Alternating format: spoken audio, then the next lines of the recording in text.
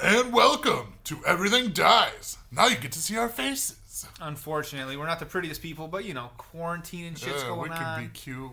Got to get a haircut. My hair dye's out of stock. Whatever. People haven't really heard of us in a long time, have they? People probably forgot who we are. I'm Jake, And I'm Ronaldus. and we used to be a couple years ago. Yeah, Everything Dies. And that was just a podcast. Podcast about video. Dark Age. Yep. Now we're doing video. There's a reason we're doing video. If you like podcasts, we'll eventually get back to that. Kind of want to change it up and kind of show you exactly what we're playing and kind of give you more of a scenery rather than just hearing our voices. You actually get to see what we're doing, and maybe we'll even add some skits down the road. Some battle reports, stuff like that. Yeah. So what happened with our podcast, we recorded at Ronald's place on his computer. He had all the equipment. He's a technical whiz. Yeah. His shit took a shit. My graphics card fried itself. Yes. And then my computer died at the same time, so we weren't able to record the podcast. And then personal life got in the way. Yeah, you ended up moving. Mm-hmm. The game we were covering died. Yeah. Or became unsupported. If anybody still gets... More unsupported. I mean, people, they still got a good community on Facebook showing their... People get touchy about, the phrasing sometimes, so... But yeah, so now we're going to be doing it in a video format. And we haven't done an episode since Dark Age became unsupported. It was GT 2 years ago. Yeah. It sucks. I feel like that's a done conversation at this point. People did recognize us at GT this past year, in 19. That was very cool. Yep. Somebody recognized our voices, said, "Oh, you guys are Everything Dies." So we're like, you know what? Let's get that shit going again. And we almost were going to change up the name and stuff, but I think we came to realize we can still be Everything Dies and still cover a lot of different... I mean, what are you doing when you're playing miniature games? You're killing each other. So everything's going to die eventually. Yep. And so, for any of you watching, you were Dark Age fans, I'm guessing, because you listened to us. And Missed that game. We're going to have to play again sometime just to do a video That'd on be it. fun. But you're in the same boat as us. What to play now that game is no longer supported? Like, if you can't see behind us, those are all miniatures of Jake's and I's. Mostly Jake's. This is how I organize at my place. Each bin is a different game, so we got a lot to draw from, and we experienced a lot of gaming after Dark Age died. Yeah, we cycled through some games. Yeah. Man. So, Ronaldo's here. Dark Age was your first miniature game as an adult, right? That's safe to say. More as an adult, yeah, because when I was a teenager is when I started playing Warhammer 40k, and then our group around the area kind of just fell short. And I said, you know what? You liked 40k back in the day. Let's jump Dark back Age is gone. Let's play some Warhammer 40k. Now, this is a Gene Stealer cult book.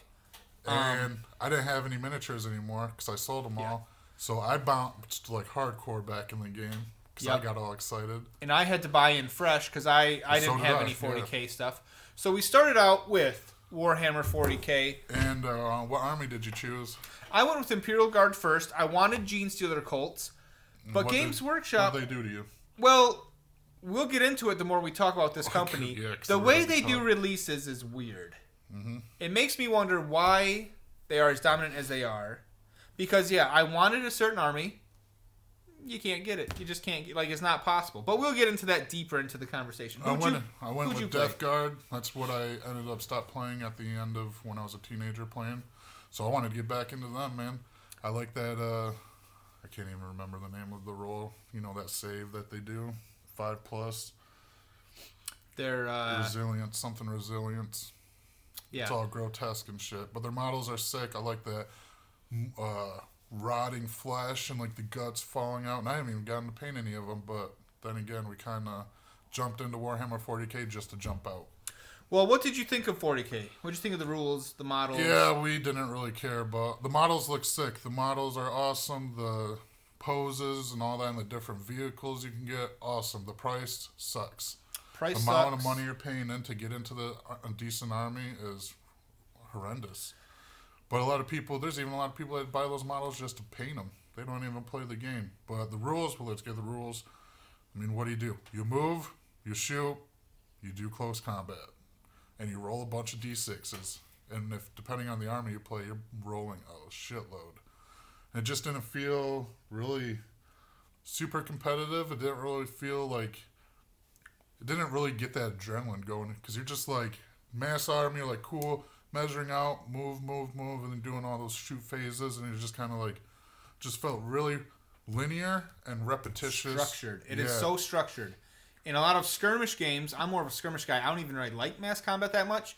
Right. You can activate your model. You do whatever you want with him. You want him to run over here. You want him to drop down here, attack this guy, cast this ability, do whatever you want. And in 40K, for the few who haven't played it, it is literally you have to move now. You have to shoot now. You have to attack now. It's so structured. I didn't care for the rules myself either. But the models are top So notch. 40K kind of fell off. We won't say how much money I spent to jump into this game, because not only did I get them, I also got, what was it? Slaanesh. I got a bunch. Well, we'll be talking about that shortly. Yeah. So at the time we jumped into 40K, the end of 2018, if you were playing 40K, you were also playing Kill Team. And know how he doesn't like his mass combat? This is what our fix was going to be. Yep. Let's do some skirmish. So Kill Team is Warhammer 40K in a skirmish setting. You have much smaller armies. Probably 6 to 7 models, 6 to 10 models compared to. Some people only have like 3 or 4. Yeah. I liked Kill Team more than 40K. It was still. Well, they kept the same rules. You have a move phase, a shoot phase, an attack phase, and then putting that into a skirmish game just felt wrong. It wasn't clicking. But I will say, I personally enjoyed this more than 40K. Again, their models awesome. They have their select boxes. And what did you grab for that? Because I got them. I stayed with Nurgle. You stayed with Nurgle. I used. And Kill Team is when I expanded out into Gene Stealers for the first time. Yeah, you went more of the Gene Stealer route. Yeah, which it was cool because the Gene Stealer cult and the Imperial Guard I already had, they can form one army. So that's good on GW to give players that option, but that only works in certain factions. Right. You can't mix. No. You can't mix everything. So I enjoyed Kill Team more, but it still it wasn't clicking for us. So we said, fuck space. We want more fantasy. Take us to Mordor or something so we can drop a ring. Not really. We want better fantasy. That's why we went to Warhammer Age of Sigmar. Age of Sigmar. And this is my OG. He didn't even get his fucking ogres like he wanted. Hey. Okay. And that's when I got a big Slaanesh army. I was like, yeah, I want the Slaanesh, you know? And then on top of that, he had some old trolls and goblins. And I was like, I really want the goblins. So I started a goblin army. What army did you try to start up that you... Oh. So here's the thing. We went into Age of Sigmar, the fantasy, GW's fantasy version of 40K, basically. They had an old game called Warhammer Fantasy. This is, I'm showing my OG roots here. I loved ogres in that. So when Ronaldus, I can't remember, was it you that said, hey, let's try Age of Sigmar? Yeah. And I said, you know what, fuck it. I got some old fantasy models. Let's give it a try. They're supposed to be coming out with Skaven. They're supposed to be coming out with ogres. Let's do that. You got the Skaven. They did not give you Skaven like you wanted, though. So here's the whole thing we've been alluding to with GW's releases. They say, hey, the Skaven army is being re-released. Get excited, buy it. Right. They release one giant box set that has 2 different armies, so like Skaven and Wood Elves. And that's about it. Yeah, you didn't get fucking shit so for boxes. You're hunting on eBay to find this old shit from 20 years ago to play in a game today, and it blows my mind that company is fucking number one. Like, and then Ogres came out. I was so excited. Okay, Ogres, I'm gonna buy in. Age of Sigmar, Ogres. It was the shit I had from 15 years ago. They said, here you go, some guts and some Noblars. Like, what? I was the same way, though. With my Slaanesh, I was buying all old models, and they were just coming out with, like, the new, what do they call it, the scroll or whatever? The War Scrolls. War Scroll for Slaanesh. So new models, not even many new models, and then the freaking new Keeper Secrets is tall and, like, $120 for one model. I'm sorry, but when I was going to run Slaanesh, I wanted to run, like, 2 to 3 Keeper Secrets. So between the price, between the difficulty of even buying your stuff, we fell short on it, didn't we? We started to say, you know what, maybe GW is not for us. We'll give you one more try. One more try, because you have another game. Yeah. Warhammer Underworlds, baby. Warhammer Underworlds. We got into that, too. We got into that. Season 1, Shadespire. I really liked Underworlds. He bought all of Shadespire and all of Season 2 and got into Season 3, and that's when we kind of stopped. And I only bought the one crew for season 1, or was Molag? I got Molag's crew, so season 2. So here's the thing: if you don't know anything about Warhammer World Shadespire, it's on a board. It's hex based. You move your figures.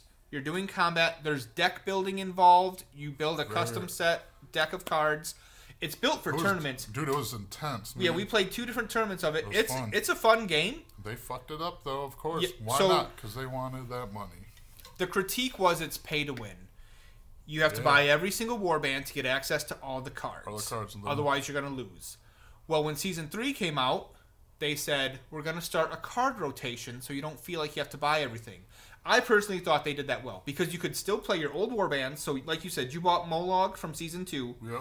It could be Season 8 and Molag is still legal. Him and his personal cards, you can still play them. It's only the universals that change. What else did it make you rotate, though? Well, you know what these fuckers did? One of the first releases in Season 3 was a card pack that was stupid expensive. I want to say $35 to $40, and it brought in Season 1 cards again. So it's like, you just told me, toss out my Season 1 cards. You don't need them. Oh, wait. Buy them again, asshole. Here you go. Give us more money. I said I'm done. We deserve. I'm done. We were done Season 3 because you didn't even talk about how they were rotating boards out, too. Oh, yes. Like, you have Season 1 boards? You can't even use Season 1 boards now. So your piece of cardboard... Like, I can't go to tournaments with this? But why? It's stupid. Each player needed to bring half of a board to the tournament. And GW said that piece of plastic with print on it also rotates. You have to buy new... I think they charged $20 per board. Almost. They were double-sided. $20. So $20, and it was only good for a year. Maybe it's $30. Just the stupid money grab. Ridiculous. Games Workshop knows how to grasp its consumers and get that money going, though. This sucks. Yeah, so enough of Games Workshop, you think? We're dropping that. If you enjoy Games Workshop, I don't think it's entirely terrible. It just really blows my mind that they are top dog. I don't understand. From trying to get into their games, it doesn't make sense to me how they can be best. Let's drop into some fucking Voodoo, Wild West, fucking aliens, and what is that going to say? Wild West Exodus. Wild West Exodus. Who's it by? War Cradle Studios. War Cradle, I think, knocked this game out the park. They bought this. This game was unsupported, so just like Dark Age, Wild West Exodus was originally done by Outlaw. It went out of business, or whatever. They let go of it. War Cradle picked it up. I thought they did a great job revisiting those models, the rules. The models are sick, but yeah, talk about the Their rules. models are sick. It's a very... I think this game... This game's fast-paced and intense. The only thing that's a little difficult is how much you have to remember on ways to dodge attacks and what your people can do, because there's a lot of different maneuvers, attacks, keywords that you're trying to remember on what can happen. Yeah, we both really liked this game, but we didn't even get... Like he just said, so I had to print out a whole bunch of reference sheets because a unit will have a bunch of rules at the top, like 6 rules at the top of this card, but it doesn't tell you what those rules do. So we printed out all these sheets and shit. Well, unfortunately for us, we got in and it was version 1.8, and within a month of me printing out all this stuff, all the cards, they updated the rule set, and I said, you know what, I'm not printing all that shit out again, fuck it. But it was a good game. It was a good game. We're going to visit back to it. I've actually been replaying it with my wife during this whole thing going on. You have all my miniatures for it. Yeah, I do. Another thing about Wild West Exodus, though, before we move on, I think it does a fine line. So you have competitive tournament-style games, and then you have like casual play-at-home games. Oh, yeah, for sure. I think Wild West Exodus can really be both. You can have a blast playing at home. Yeah, and but it's also there's enough rules there for it to be competitive, tight experience. Lore's pretty sweet. The back lore on all the factions that you can choose from.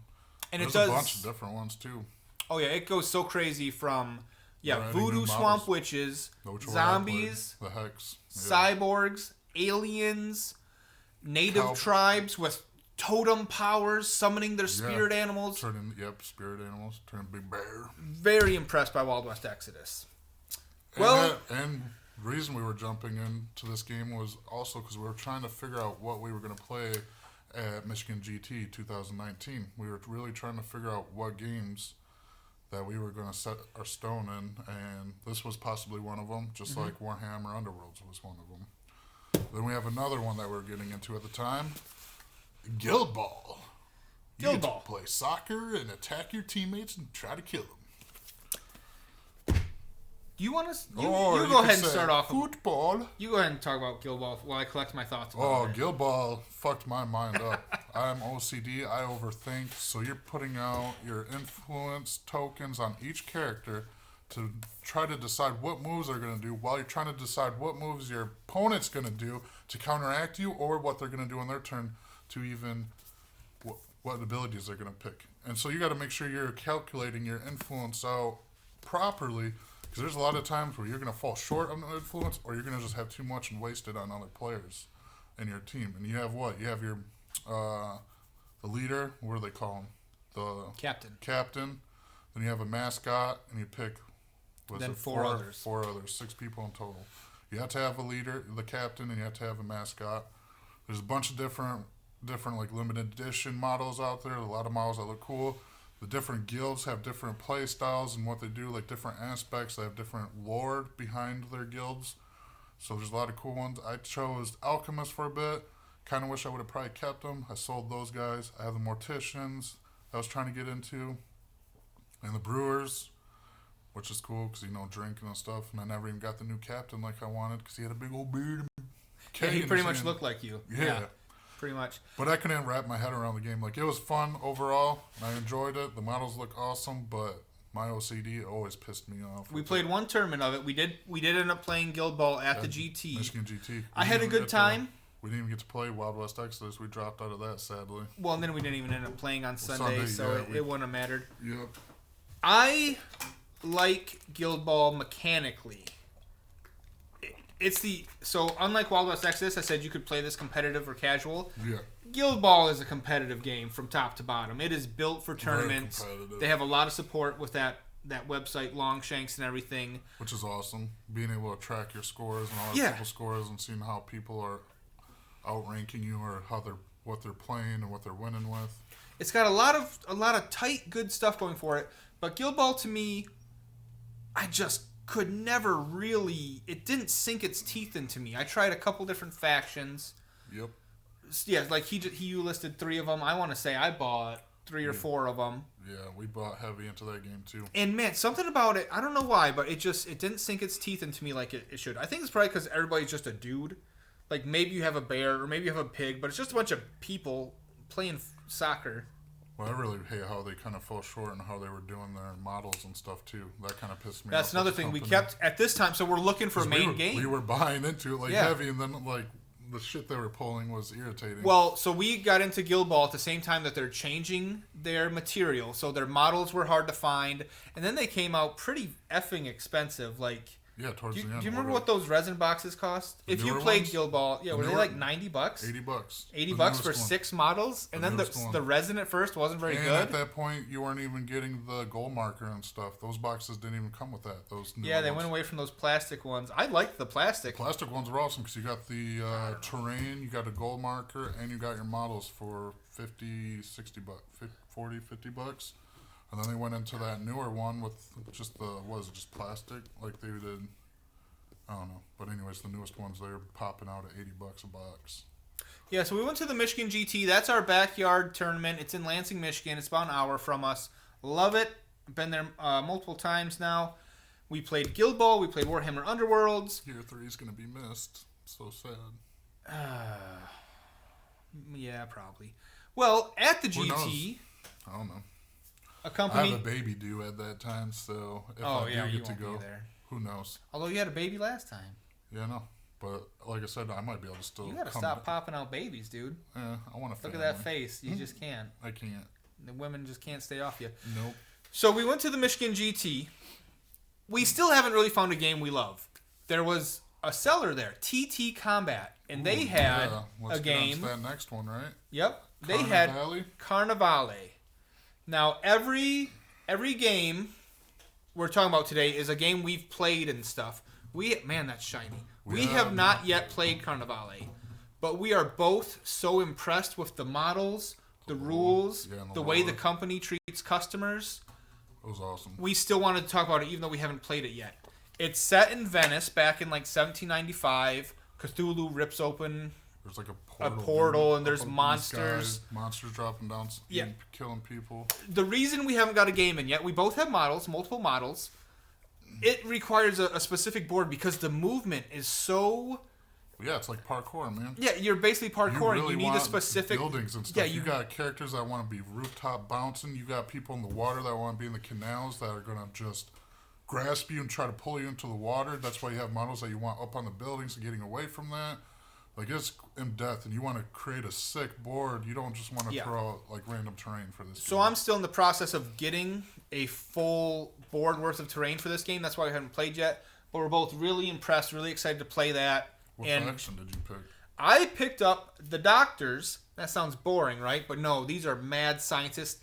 They drive people insane and just suck their life force out of them to power their magic. They have twisted animal creations, like they strapped fucking... wings on a gorilla and it flies around. They have lions and crocodiles and rhinos. I went with them, and then I went with the Vatican because there's something about like you like that old school church. Well, yeah, that twisted church with martyrs and fanatics and cut off legs and a big cross smashing your head. Yeah, I went with the Doctors and the Vatican. And who'd you go with? I'm a big Lovecraftian H.P. Lovecraft fan, so of course they have Church of Dagon, and I was like, oh. Super hard on that because I love H.P. Lovecraft lore, and you got the deep ones pretty much what it aspects. Got the magic. They're just water people. They want to be in the canals, swimming super fast, trying to grasp people and yank them underneath to kill them. You got some people in the great ones or whatever, the Udu. I can't even remember how to say the name, but they pretty much have slaves and stuff that they keep by them so they can eat them and heal them, and I thought that was just literally eat them. Like a giant fish monster, a shark, will eat it to recover its health and magic and stuff and keep going. So yeah, we're both very excited about Carnivale, and we'll be covering that in the future. Yeah, we've got to play that. We played a couple one-off games. We gave... Now this is an underdog, though. I love this game. This is Pulp City. It's sick. It's from a small company in Poland, so it's kind of hard to get here in the U.S. It's a generic superhero game. So The Boys just came out on Amazon last year. I don't know if you've seen it. Based off a graphic novel by Garth Ennis. This is not related to The Boys, but it's also generic superhero. I don't like superheroes. The Marvel movies, DC, I don't really care for them. I like the more R-rated, brutal superhero type stuff. Not much into Marvel or DC. Yeah, and I think this kind of scratches that itch because you have these heroes that don't come with so much backstory. You can kind of make them your own, and it's very in depth. You can have civilians running around the board as objectives, and you're messing with them. You can pick up cars and throw them at somebody, fly on top of buildings. Yeah, we only got one game in. We're going to play more of that. We'll definitely do a video on it, too. I'm very impressed with Pulp City. I've played a couple games with my wife, and, yeah, I think it's excellent. Another excellent game that me and Ronaldo's only got to play once. Oh, yeah, this one, dope. This one was great. Eden. So, Dark Age. Post-apocalyptic, sci-fi, deadly, bloody, gory. Eden is the exact same shit. Post-apocalyptic, sci-fi. Things die quick. You're ripping arms off. You're slitting throats. It's also asymmetrical. So if you remember, you pick a mission, totally your own mission. I might not even know what it is. It might be a hidden mission. And then I pick a mission. They don't interact. I mean, they will interact, but I score this way, you score that way. Right. And each faction has its own cards and different cards. So that game was so replayable. Wasn't that the one where we got to like choose where we're hitting the people and Yep. stuff, and you had to like you can take their arm off or yeah, something? you can shoot. You can hit the head, the body, the arms, the legs, and that did different stat effects to the people. It was very in depth. In depth, yeah. Asymmetrical. RPG wise. Even the deployment was different. You might be at the back of the table, and maybe I get to come around the outside and ambush you based on what mission I select and what mission you select. The replayability of Eden is amazing. Great. Guess what's going on with Eden right now? Are they redoing The company is selling it. So wow. So someone's gonna pick it up. Hopefully, every amazing game that we find, the company is selling or going bankrupt or transitioning. Miniatures must be a hard market to get into. Well, it is. I mean, think about it. Like, the United States has probably some great cities that has big groups and whatnot, but most of the stuff we're getting are all from Europe. A lot of Europe has more of our communities. I mean, our last 3 were all from Europe. Yeah, that's what I'm saying. France, Poland, and the UK. Guild Ball's from Europe. Wild West Exodus is from the UK. Yeah. Or Cradle. So, like... We have not talked about an American game yet. Since... we will, though. Yeah, we will. Because GW, that's UK, too. It is, yeah. So, let's give him some suspense. So, then we kind of stopped playing miniatures. Ronaldus had fully moved at this point. We started board gaming with some friends from work. We did. We Great, had a little crew. great time. What did we play?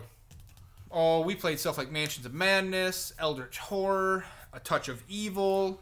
How about that Death Race one or whatever? What was that one? Where you're racing around and trying to run over old people, kids, and humans to score points. Yeah, yep. I can't remember the name of it. That's why we're called Everything Dies. We didn't touch We play a lot of death. Yeah. Death games. Oh, you get to run over grandma in a car with blades on the front? Right. Yeah, I'm down. Cool. Fuck grandma. That game was fun.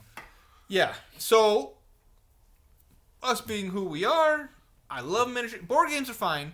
I love miniature games. And what did we want to do? Try to broaden our community a little bit. We want some more people. So we started brain sucking these people who were playing board games. Yeah, like, hey, miniature games. Look how cool this shit is. Blah, blah, blah. Look at this. You do tournaments, competitive. It's awesome. We picked at their brains so hard that they jumped right into it. That they jumped right in. And what did we jump into? We decided because of how badly, awesomely it blew up with 3rd edition. Because it was doing kind of bad at 2nd edition, but 3rd edition... I wouldn't say bad. It was just... It wasn't as popular. Short. Well, yeah, it was falling short because they didn't have much new stuff coming out at the time, as you recall. Yeah. 3rd edition is really when it blew back up. 3rd edition for this game blew up. We jumped in, and we've been playing Malifaux. Once again, I'm showing off my OG roots. This is book 1 from version 1. Malifaux is a delightfully twisted game. You have... monsters, you have reanimated corpses, you have serial killers, you have Bayou goblins, you just have pigs.